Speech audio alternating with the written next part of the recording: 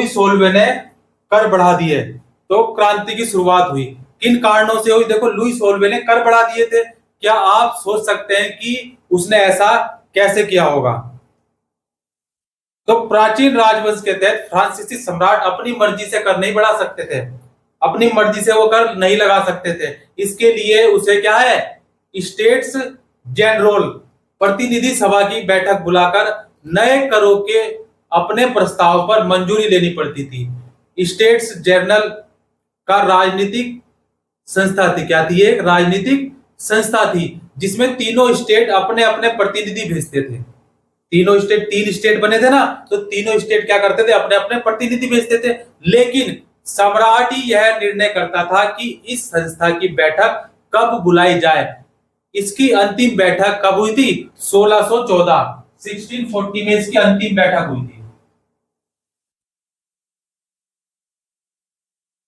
अंतिम बैठक कब हुई? 1614 में इसकी अंतिम बैठक की गई थी। और फ्रांसीसी सम्राट लुईस सोल्वे ने 5 मई 1789, कितने? 5 मई 1789, 5 मई 1789, 5 मई 1789 को नए करों के प्रस्ताव के अनुमोदन के लिए स्टेट्स जनरल की बैठक बुलाई। प्रतिनिधियों की मेजबानी के लिए वर्साई में एक आलीशान भवन को सजाया गया एकदम। क्यों?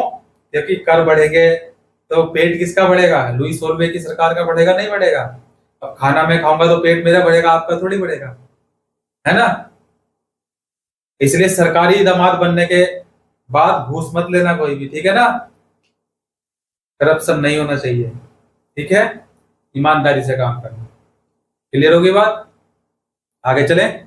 चलो, तो क्या किया गया? भवन को सजाया गया, जैसे आप नवरात्रि में माता रानी का भवन सजाते हैं ना। चलो बुलावा आया है, माता ने बुलाया है। भवन को सजाया गया। पहले और दूसरे स्टेट ने इस बैठक में अपने 300 प्रतिनिधि भेजे। कितने?